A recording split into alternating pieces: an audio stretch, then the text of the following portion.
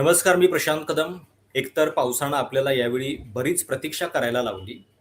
यावर्षीचा पावसाचा जो अंदाज आहे, तो कमी पावसाचा आहे आणि अशा परिस्थितीमध्ये सुद्धा अल निनो वर्ष आहे, हे सगळं हवामान शास्त्रज्ञ सगळे सांगतायत. अशा वेळी सुद्धा अचानकपणे जुलै महिन्यामध्ये मुंबईसारख्या ठिकाणी सरासरीपेक्षा जास्त पाऊस महिन्याची जी सरासरी आहे, तो पहिल्या आठवडाभरामध्येच पडून गेलेला आहे. अल निनो वर्षामध्ये अचानक एवढा पाऊस का पडतोय याची चर्चा सामान्य लोकांच्या मध्ये होतीये. ज्यावेळी भारतामध्ये आता पाऊस पडतोय तिकडे युरोपामध्ये हीट वेव्हची चर्चा सुरू आहे आणि अभूतपूर्व अशा पद्धतीची हीट वेव्ह की ज्या गोष्टी आपण आजूबाजूला इतकी वर्ष बघितलेल्या नव्हत्या त्या सुद्धा होताना दिसत आहेत. त्यामुळं हे सगळं काय घडतं आहे, याच वर्षामध्ये आपल्या पुढं अजून काय वाढून ठेवलेलं आहे, पावसाचं हे जे चक्र आहे ते इतकं का बदलतं आहे, त्याच्या पाठीमागं काय नेमकी कारणं दिसत आहेत, या सगळ्याची चर्चा करणार आहोत. माझ्यासोबत ज्येष्ठ पर्यावरण तज्ज्ञ अतुल देऊळगावकर सर आहेत. सर, सुरुवातीला खरं तर म्हणजे आपण बाकी सगळ्या गोष्टींची चर्चा करूच, पण लातूरमध्ये पाऊस पडतोय का, सध्या पावसाची नेमकी काय स्थिती आहे? इथं मुंबई मध्ये तर आम्ही फार बेहाल झालेलो आहोत पावसानं पहिल्या 4-5 दिवसामध्येच. नाही, आमच्याकडे नुसते ढग आहेत आणि भुरभुर अशी आहे की छत्री काढेपर्यंत ती भुरभुर निघून जाते. तर त्यामुळे पाऊस नाहीये आणि त्याच्याकडे नंतर जर सह्याद्रीवरनं काही ओलांडून भुरटे ढग आले, भुरटे, तर थोडासा पाऊस काही ठिकाणी पडतोय. पण मान्सूनचा पाऊस काही आमच्याकडे अजून सुरू झालेला नाहीये. शेतकरी चिंतेत आहेत त्यामुळे यावेळी. हो, अतिशय चिंतेत आहेत. काही जणांनी पेरण्या करून घेतल्यात आणि काही जण थोडीशी वाट बघतायत. तरी पण खूप वेळ लागेल. म्हणजे पहिल्यांदाच जुलै मध्ये आला तरी पण काही पावसाने अजूनही सुरुवात केलेली नाही. हो, आणि सरकार सुद्धा वारंवार सांगतंय की इतक्या लगेच पेरण्या करू नका, पेरण्यांसाठी थांबा म्हणून. तर अशा परिस्थितीमध्ये म्हणजे ज्यावेळी साहजिक आहे उन्हाळ्यामध्ये पहिला अंदाज येतो पावसाचा, त्याच्यामध्येच सांगितलं गेलेलं होतं की यावेळी कमी पाऊस असणार आहे. आपण सगळे त्याच चिंतेमध्ये आहोत. अशा वेळी मुंबईसारख्या ठिकाणी हा पाऊस पडतोय, इतर महाराष्ट्रात पाऊस नाहीये. काय नेमकं तुम्हाला हे सगळं चित्र दिसतंय, कशामुळं होत आहे? म्हणजे या वर्षीची आलेली उष्णतेची लाट अतिशय सर्वाधिक होती आतापर्यंतची. आत्ताचा पाऊस, युरोप मधली उष्णतेची लाट, या सगळ्या घटना एकमेकाशी संबंधित आहेत. सुटं काहीच काढता येत नाही. त्यामुळे आपल्याला थोडा हवामान बदलाचा इतिहास समजून घ्यायला लागेल. तिथून इकडं थोडंसं येऊ. तर 1990 साली जगानं पहिल्यांदा हवामान बदल ही संकल्पना मान्य केली अधिकृतरित्या.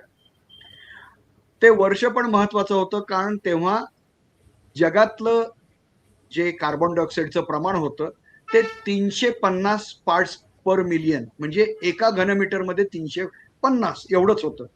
आणि पृथ्वीचं जी सहन करण्याची क्षमता आहे कार्बन डायऑक्साईडचं प्रमाण, ती 1990 साली होती. ती ओलांडत आपण आलो. ती ओलांडत आता आपण 2026 साली 430 पर्यंत आलो आहोत. बर, या कार्बन डायऑक्साईडचेच हे प्रताप आहेत. म्हणजे आपण त्याला हरितगृह वायू म्हणतो, ग्रीन हाऊस इफेक्ट. तर ते आहेत. त्यातला महत्वाचा वाटा कार्बन डायऑक्साईडचा आहे. त्याचं जे प्रमाण वाढलेलं आहे त्यांनी काय होतं, तर हा कार्बन डायऑक्साईड जाणार कुठं, तर तो काही वातावरणात राहतो, काही झाडं शोषून घेतात आणि समुद्रामध्ये मोठ्या प्रमाणात जातो. समुद्र हे उष्णता साठवून ठेवणारं भांडार आहे आणि त्याचबरोबर हवामान बदलाचं इंधन आहे, हे आपण लक्षात घेतलं. आता पृथ्वी जी तापायला लागलेली आहे ती किती तापते, तर 2024 साली जगातल्या हवामान शास्त्रज्ञांनी सांगितलं की पृथ्वीचं तापमान 1.5 अंश सेल्सिअसने वाढलंय. म्हणजे औद्योगिक क्रांतीपेक्षा आता पृथ्वीचं तापमान 1.5 अंशांनी वाढलंय. थोडस वर्तमानात येऊन पुन्हा पाठीमागे जातो. एल निनो मध्ये हे 3 अंश सेल्सिअसनी वाढले. त्यामुळे पृथ्वी तप्त झालेली आहे. पृथ्वी निखाऱ्यावर आहे. अर्थ इज बर्निंग असं जे म्हणतात, तो त्याचा भाग आहे. मग आता त्यानं काय काय होतं नेमकं, तर त्यानं उष्णतेचे घुमट तयार होतात. ते कसे होत आहेत बघू. उष्णतेची जी लाट येते ती कशी येते, तर समुद्र आधी तापला. समुद्र जितका तापतो उशिरा तितकाच तो उशिरा थंड होतो.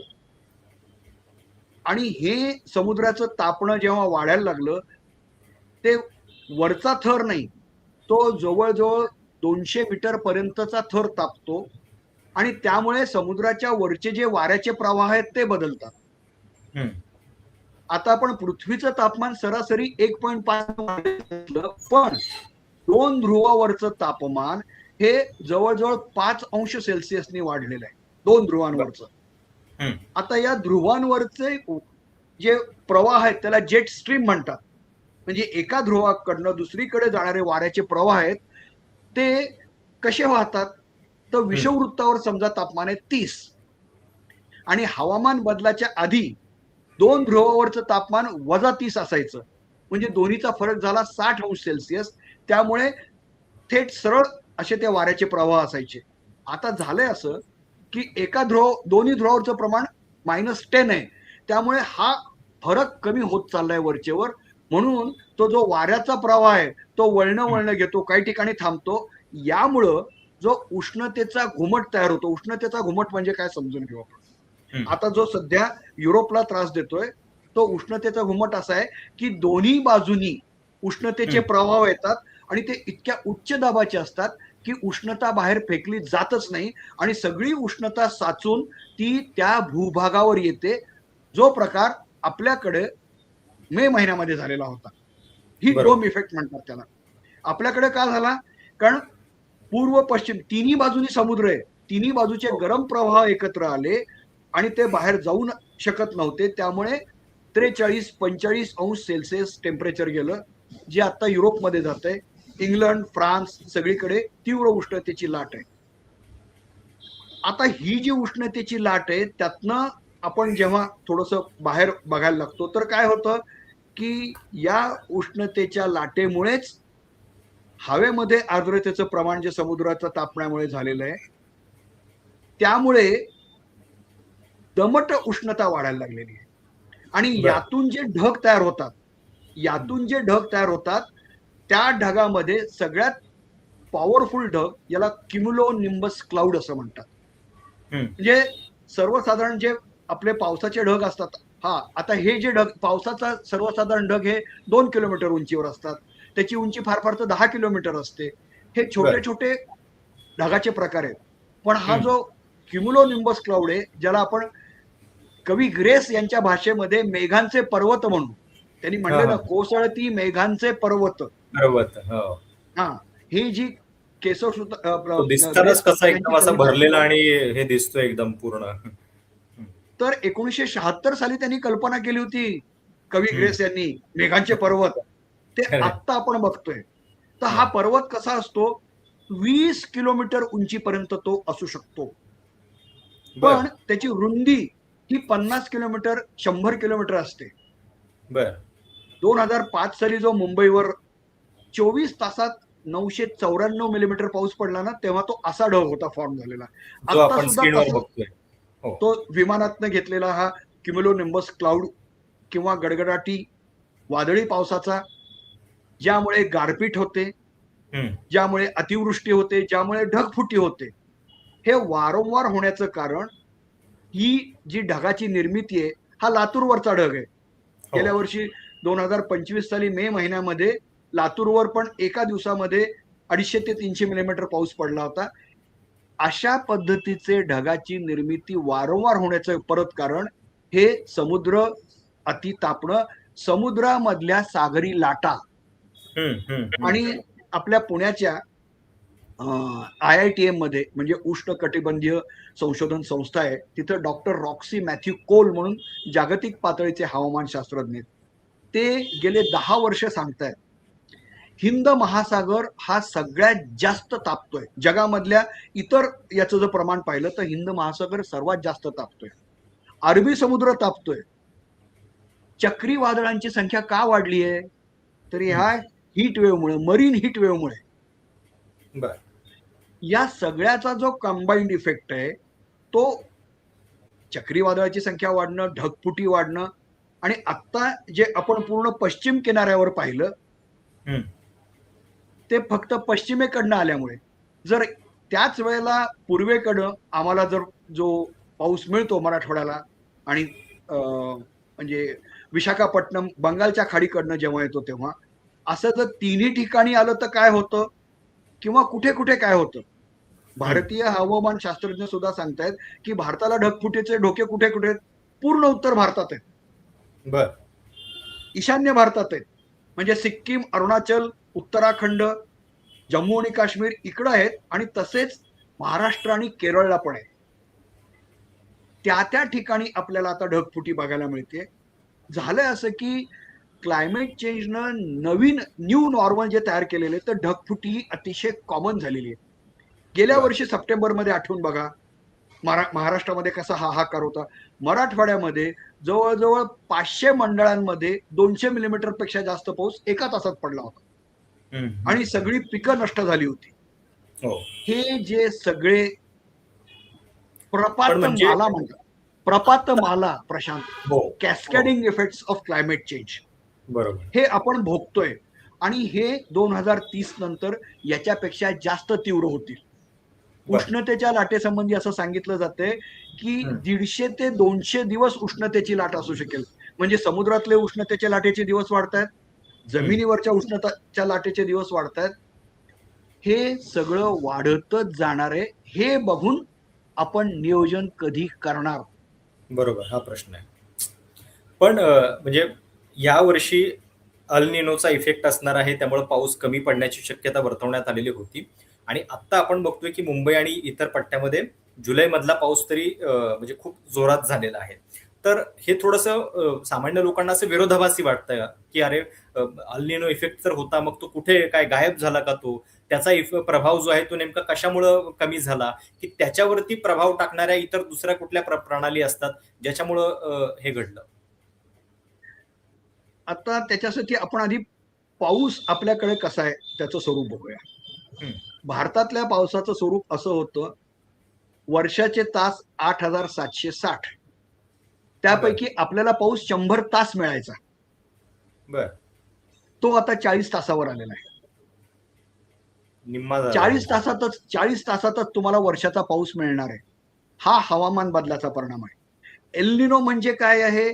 तर एल निनो मुळे एवढं पावसाचं प्रमाण कमी आहे हे सांगितलं, पण जेव्हा पडेल याला अॅनावॉली पण म्हणतात.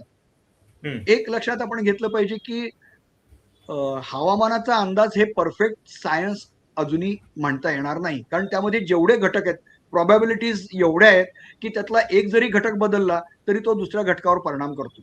बरोबर. हे त्याची सरासरी सांगता येते, पण स्पेसिफिक जागेवर याच्यावर किती पाऊस पडेल, कधी पडेल हे अंदाज सांगता येत नाहीत. म्हणून एल निनोचा अर्थ काय की तुम्हाला जो पाऊस मिळणार आहे त्यामध्ये साधारणपणे 10% घट होणार आहे आणि त्याचं प्रमाण आता जो पाऊस पडतो तो सगळीकडे सारखा नाहीये हे लक्षात आपण घेतलं पाहिजे. मला तेच सांगायचंय की सर्वसाधारण पावसाचे ढग असतात ते 500 किलोमीटर लांब आहेत, मग सगळीकडे पाऊस सारखा पडणार आहे. आताचे जे ढग आहेत ते 50 किलोमीटर 100 किलोमीटर एवढेच आहेत. बरोबर. मान्सूनचा पाऊस येतो तो सर्वशाम सर्वत्र पडतो, सर्वत्र सारखा पडतो. या मरीन हिट वेव्ह मुळे जे पाऊस पडते एका ठिकाणीच पडतायत, 2 ठिकाणी पडतायत, सगळीकडे पडत नाहीयेत. हे जे पाऊसमान बदलतंय ते पाऊसमान बदलणं एल निनो मुळे काय सांगितलं की टेम्परेचर सुपर एल निनो, साधा सुद्धा नाही, हा सुपर एल निनो आहे. त्यामुळे जुलैमध्ये पाऊस पडला म्हणजे पुढे तो सगळीकडे सारखा डिस्ट्रीब्युशन त्याचा असेल अशातला भाग नाही. पुढचं आपल्याला माहित नाहीये. आता सध्या महाराष्ट्रामध्ये बघा, विदर्भ, खानदेश, मराठवाड्यामध्ये पाऊस विशेष झालेला नाहीये. बरोबर बरोबर. म्हणजे हे जे बदल होत आहेत हवामानातले त्याचा परिणाम म्हणजे आपण तापमानामध्ये तर बघतोय, पण मग आपल्या मान्सूनच्या वेळापत्रकावरती, एकूण शेतीच्या सगळ्या म्हणजे कालचक्रावरती कसा नेमका तुम्हाला दिसतोय आणि पुढच्या 20-30 वर्षामध्ये हा मान्सूनचा स्वभाव जो आहे तो काय स्वरूपामध्ये बदलताना दिसतोय तुम्हाला? नाही, त्याचं खरं तर हे 2010 पासनं आपल्याकडे हैदराबादला जे इक्रिसॅट आहे त्यांनी केलेलं संशोधन आहे. जागतिक पातळीवर inter governmental panel on climate change यामध्ये जगातले सगळे शास्त्रज्ञ ऐकून अभ्यास करतात आणि निबंध सादर करतात. हे अतर्क्य असं वर्तन असणार आहे हवामानाचं आणि पावसाचं सुद्धा. आणि त्यामुळे तुम्ही पावसाची खात्री तुम्हाला देता येणार नाही. बर.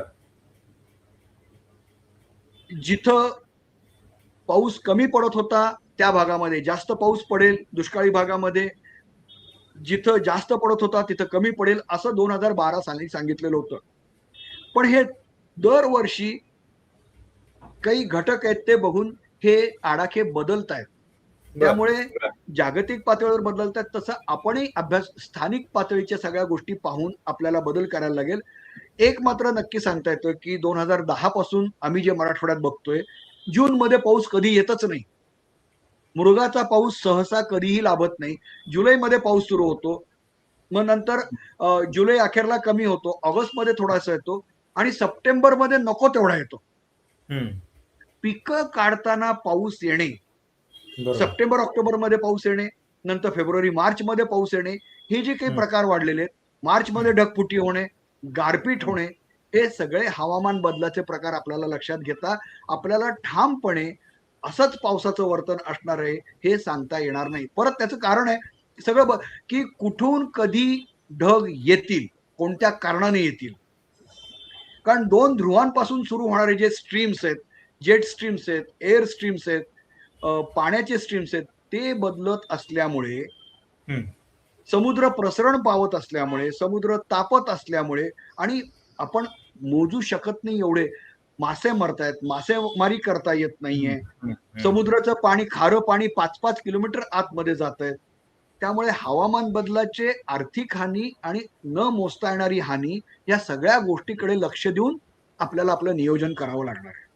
पण म्हणजे ही जी अनसर्टनिटी आहे, अनिश्चितता आहे पावसाच्या वागण्यातली, ती आता पूर्णपणे न्यू नॉर्मलच आहे असं आपण समजूनच पुढचं प्लॅनिंग केलं पाहिजे का? आपल्या शहरांचं नियोजन, आपल्या शेतीचं नियोजन हे करताना आता आपल्याला ही अनसर्टनिटी वगळून चालणार नाही, त्याच्याशीच आपल्याला कोप अप करावं लागणार आहे. तर ते कसं करावं लागेल? तर तोच अतिशय महत्वाचा मुद्दा आहे. काय होतं, आपण आपत्ती आल्यानंतर जे बघतो ते ना, आपण सामान्य स्थितीत जे वागतो, आपलं व्यवस्थापन, आपलं प्रशासन, त्याचा गुणाकार आपत्तीमध्ये होत असतो. खरंय.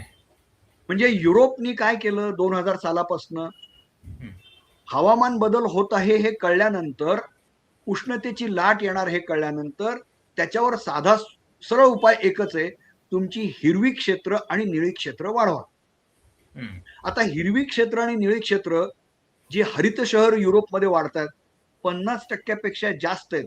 तिथं उद्यान आहेत, जंगल आहेत, त्यानंतर तळी, तलाव, सरोवर, नद्या, हे सगळं असल्यामुळे उष्णतेच्या लाटेचा तुलनेनं तरी देखील प्रमाण होतोय, पण आपल्यापेक्षा नक्कीच तो कमी आहे. त्यानंतर पावसाचं पाणी झिरपावं त्याच ठिकाणी, नदीला कुठलंही कुंपण घालू नये, कॉन्क्रिटीकरण करायचं नाही. आपल्याकडे घाट सुशोभीकरण म्हणून कॉन्क्रिटीकरण करतो, हा इतका बकवास प्रकार आहे.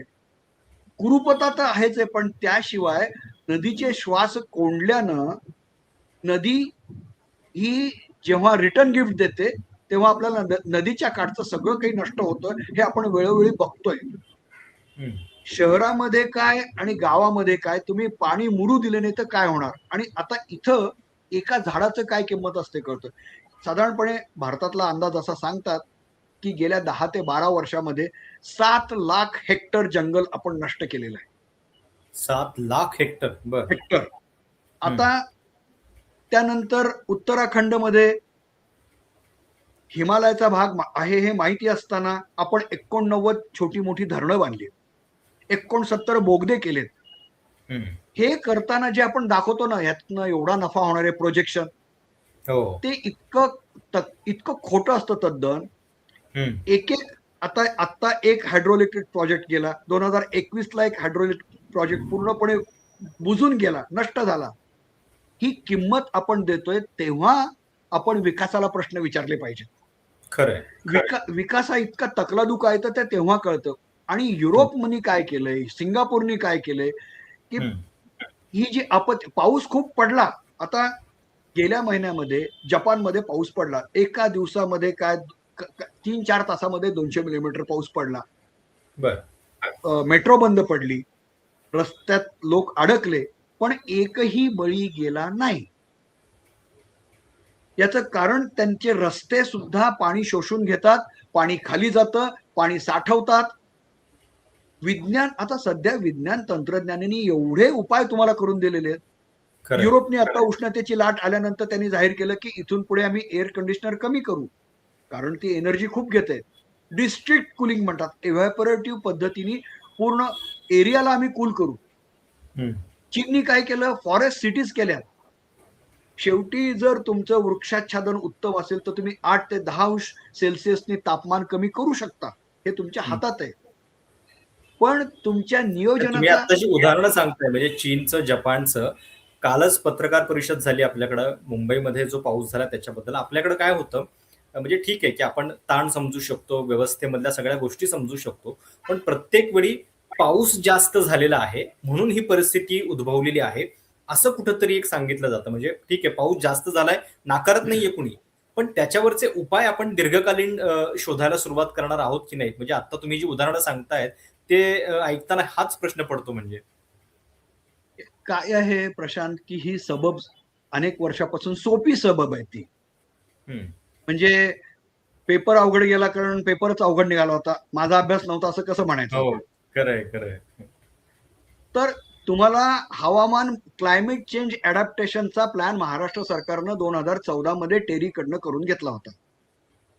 आपत्ती व्यवस्थापनाच्या दृष्टीने महाराष्ट्र सरकारनं काय केलेलं आहे, एक तरी खेड नमुनेदार आपल्याला पथदर्शक प्रकल्प म्हणून करता आले का? कोणतंही घ्या, आपल्या कोकण किनाऱ्याला एक खेडेगाव आपण असं तयार केलं का, की जिथं चक्रीवादळ आलं तरी तिथं काही होणार नाही, आम्ही खारफुटी लावलेली आहे आणि चक्रीवादळाला ते रोखेल आणि मनुष्यबळी जाणार नाही. हे तामिळनाडूने केलंय, ओरिसाने केलंय, हे सांगता येईल कुठं कुठं केलंय, आपल्याला दाखवता येतील गावं. MS स्वामीनाथन रिसर्च फाउंडेशननी केलेलं आहे. मग तसंच खूप पाऊस पडलाय, या दृष्टीने तुम्ही नियोजन तरी काय करता हे सांगा. आता काय केलं जात नाही हे सांगता येईल आपल्याला. झालंय असं की गेल्या 15-20 वर्षामध्ये, कदाचित 30 वर्षात असेल, महाराष्ट्रातली सगळी कामं ही कंत्राटदारांच्या ताब्यात गेलेली आहे. महाराष्ट्र बिल्डरच चालवतात, त्यांचं डिझाईन त्यांचंच. मग रस्त्याचं डिझाईन आहे, महाराष्ट्र बिल्डरच चालवतात, ते खरं आहे. मला सांगा, बिल्डरच्या डिझाईनना कोणी चॅलेंज करतं का? त्यांना असा का प्रश्न विचारत नाही की तुमच्या रस्त्यांमुळे पाणी साठतंय का नाही? बरोबर. अगदी तुम्ही कॉन्क्रीटचे रोड जे केलेले आहेत त्या रस्त्यांमुळे, एकदा IIT ला सांगून तुम्ही तपासून घ्या ना की पाणी जे साचतंय जिथं. एक साधी गोष्ट मला सांगा की पुराची संख्या कमी व्हायला पाहिजे का वाढायला पाहिजे? बरोबर. तुमच्या पूर नियोजन तुम्ही कामं करताना मग ती संख्या कमी व्हायला पाहिजे, पुराचे दिवस कमी व्हायला पाहिजेत.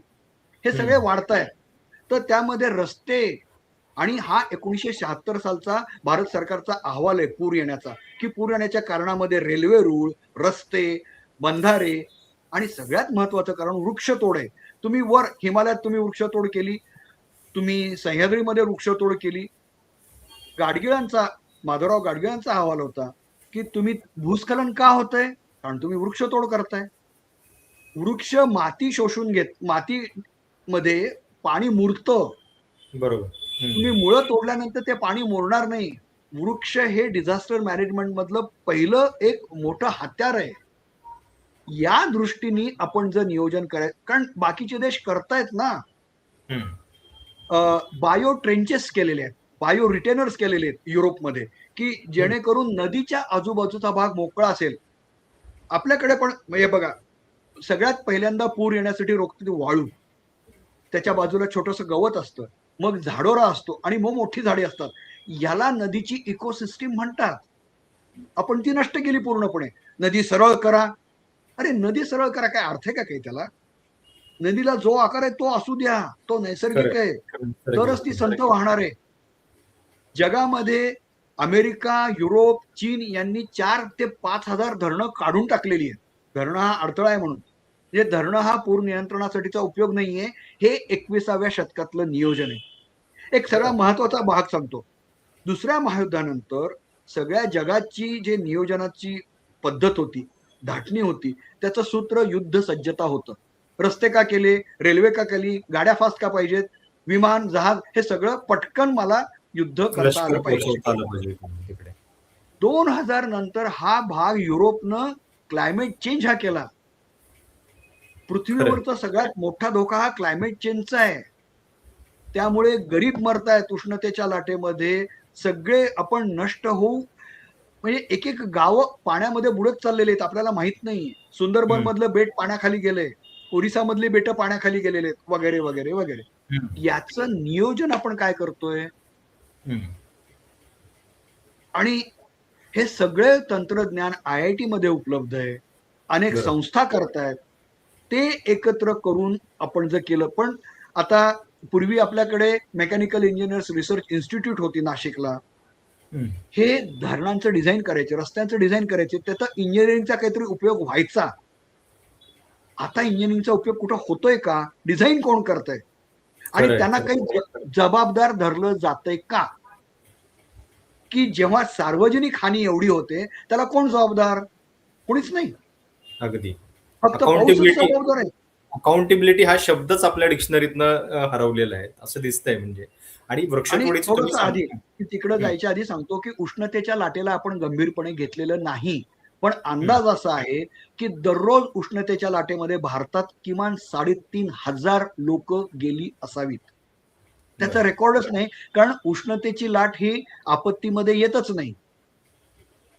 40 अंशाच्या पुढं आपलं शरीर तापमान सहन करू शकत नाही, रक्ताच्या गुठळ्या होतात, रक्तवाहिन्या मोठ्या होतात. नागपूरमध्ये मे महिन्यामध्ये एका दिवशी रेल्वेच्या साध्या डब्यांमध्ये 15 मृतदेह आढळले होते.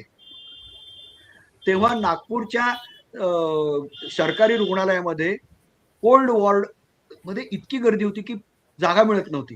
कोल्ड वॉर्ड म्हणजे असं की 105च्या पुढे टेम्परेचर जर आपल्या शरीराचं गेलं तर तिथे ऍडमिट करून याच्यावर ठेवायचं, बर्फावर ठेवायचं. हेच बुंदेलखंडच्या बांद्यामध्ये झाले, दिल्लीमध्ये झाले. पूर्ण भारतभर जी उष्णतेची लाट आली, गरिबांचे हाल झाले. अहो, आता सध्या वीटभट्टीवरचे कामगार दिल्लीमधल्या 1 जुलैपासून रात्री काम करायला लागले, दिवसा काम करणं होत नाही. म्हणजे दिवसा उष्णतेमुळे झोप नाही आणि रात्री काम करण्यामुळे झोप नाही. आपल्या देशामध्ये किमान 10 ते 11 कोटी लोक गरीब आणि कष्टकरी आहेत, त्यांची आपल्याला काहीच काळजी नाहीये. हे सगळं डिझाईन जे आहे क्लायमेट चेंज अडॅप्टेशन मध्ये येतं. त्याचा विचार करून कुठेतरी सुरुवात केली आहे, एवढंच सांगा आम्हाला तुम्ही. मग आम्ही पुढच्या वेळेला विचारू की तुम्ही काय केलंय. हा खरा प्रश्न आहे. अगदी. थोडंसं मुलाखतीच्या शेवटी, म्हणजे आता हे जे सगळे बदल दिसत आहेत आपल्याला क्लायमेट चेंजच्यामुळं, हीट वेव्ह आणि एकूणच पावसाची अनिश्चितता, मी जे सांगितलं की कमी वेळामध्ये अधिक पाऊस पडणं हे आता आपल्यासाठी न्यू नॉर्मल होत जाणार आहे. तर या सगळ्या पार्श्वभूमीवरती पुढची काही वर्ष तुम्हाला काय नेमकं दिसतं आहे आणि अशाच पद्धतीनं दरवर्षी पॅटर्न जे आहेत ते चेंज होत राहणार आहेत का? आपली त्या दृष्टीनं तयारी नेमकी काय असली पाहिजे? शेतीबद्दल सांगायचं तर आपल्याला शेती संशोधनामध्ये विपरीत परिस्थितीत टिकणारी पिकं शोधावी लागतील.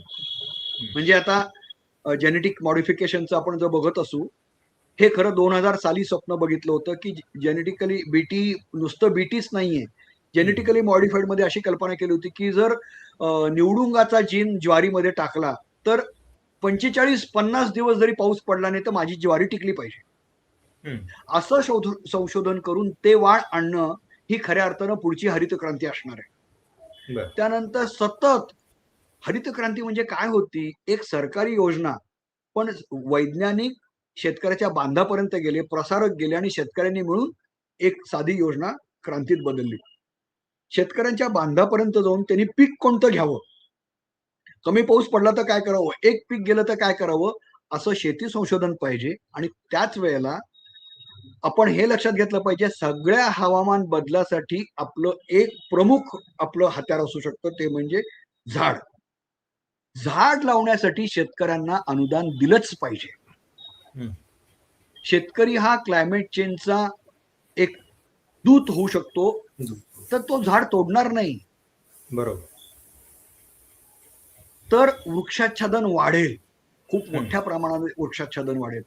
आणि आता खरं विपरीत परिस्थितीत देशानं कसं वागलं पाहिजे, विद्यार्थ्यांनी कसं वागलं पाहिजे, तुम्ही NSS आहे, NCC आहे, या सगळ्यांना घेऊन एकच आपण काम ध्येय ठरवलं पाहिजे, अभियान घेतलं पाहिजे की क्लायमेट चेंज अडॅप्टेशन. आणि त्यामध्ये आर्किटेक्ट्स आणि इंजिनियर्स हे फक्त स्क्वेअर फुटाचाच विचार करत राहणार आहेत का तुम्ही? आमच्या अपार्टमेंट्स आहेत, आमच्या आहेत अपार्टमेंट्सला कूल कसं करता येईल, थंड कसं करता येईल, याबद्दल आम्हाला तुम्ही सांगा. आमच्या भागामध्ये पाणी कुठं जिरतंय, ते पाणी वाहून न जाता आमच्या भागातच जिरावं, यासाठी मला काय करता येईल. एक लक्षात, 2000 साली KR नारायणन यांनी राष्ट्रपती भवनामध्ये पावसाचं पाणी साठवलं, त्यामुळे देशामध्ये रेन वॉटर हार्वेस्टिंग वाढत गेलं. ते अनिल अग्रवाल यांनी करून दिलं होतं CSEने. सगळ्या संस्थांमध्ये तुम्ही रेन वॉटर हार्वेस्टिंग केलंच पाहिजे असं बंधन आपल्याला का आणता येणार नाही? अशा अनेक गोष्टींची मालिका, आणि करणाऱ्यांना प्रोत्साहन, न करणाऱ्यांना कडक शिक्षा. बरोबर. नाहीतर काय आहे, आपल्याकडे निष्काम कर्म कोण करणार आहे? हे न करणाऱ्यांना पण शिक्षा करत नाही. कधीतरी एखाद्या अधिकाऱ्याला, एक्झिक्युटिव्ह इंजिनियरला विचारलं पाहिजे की बाबा रे, तुझ्या भागात पूर आल्यात, त्याला तू जबाबदार का नाहीस? अगदी. हे प्रशासन जेव्हा आपण कठोर करू, आणि मॉडेल व्हिलेजेस, हे बघा, परत एखादा मोठा काम करताना ना छोट्या 10 ठिकाणी तुम्ही करा आणि मग त्याला स्केलअप करा. ही जी काही पद्धत आहे त्यामध्ये सगळेजण, आणि अटळ आहे, सगळेजण सहभागी होणं, व्हावंच लागणार आहे. नाहीतर आपण पुढच्या पिढीला काय देणार आहोत मला सांगा. कोणी मॅनहोल मध्ये मरतं, कोणी झाड पडलं म्हणून मरतं. हे हे कुठलं आपलं कर्तव्य आपण निभावतो आहोत? अगदी. तर सगळ्यांना त्याची काळजी आहे, सगळ्यांना काही करायचंय आणि सगळ्यांनी मिळून करता येऊ शकतं, फक्त त्या पद्धतीचं आव्हान आणि तसं डिझाईन केलं तर. मग आपल्याला अजून एक 5 वर्षानंतर म्हणता येईल की आमच्याकडे 400 मिलीमीटर नाही 500 मिलीमीटर पाऊस झाला, पण एकही बळी गेला नाही आणि काही खरं. नुकसान झालं नाही. त्या दृष्टीने आपल्याला डिझाईन करता आलं पाहिजे. तसा आपल्याकडे तंत्रज्ञान उपलब्ध आहे, जगात उपलब्ध आहे. आपले अनेक वैज्ञानिक जगात ते करून दाखवतायत. तसा पैसा आहे आणि मनुष्यबळ आहे. काय नाहीये तर राजकीय इच्छाशक्ती. बरोबर. तीच तातडीनं दाखवली जाईल अशी आपण आशा करूयात. आणि ही जी नेहमीची कारणं आहेत ती पुढच्या काही वर्षामध्ये आपल्या आजूबाजूला आपल्याला ऐकायला मिळणार नाहीत. आणि ज्या पद्धतीनं सर तुम्ही सांगत होतात, येणाऱ्या काळामध्ये आपल्याला अशा पद्धतीच्या अनिश्चिततेला कायम गृहीत धरून आपली सगळी पुढची रणनीती जी आहे ती आखावी लागणार आहे. सार्वजनिक जीवनात असो किंवा आपल्या खासगी जीवनामध्ये असो, क्लायमेट चेंज हे आता आपल्याला म्हणजे स्वीकारावं लागणार आहे. इट्स रियालिटी असं थोडक्यात म्हणता येईल. सर, खूप खूप धन्यवाद या संपूर्ण चर्चेबद्दल. महाराष्ट्रामध्ये या वर्षाचं जे पावसाचं चक्र आहे ते किती अनिश्चिततेचं आहे हे आपण बघतोय. जूनच्या शेवटच्या आठवड्यापर्यंत पावसाचा पत्ता नव्हता. मुंबईमध्ये पाऊस आलाय, लातूरपर्यंत पण तो लवकर पोहोचावा आपण अशी आशा करूयात. सर, तुर्तास आपण इथे थांबूयात. तुम्हाला ही सगळी चर्चा कशी वाटली, तुमच्या काही सूचना असतील, प्रतिक्रिया असतील, आवर्जून कळवा. चॅनल सबस्क्राईब करायला विसरू नका. धन्यवाद.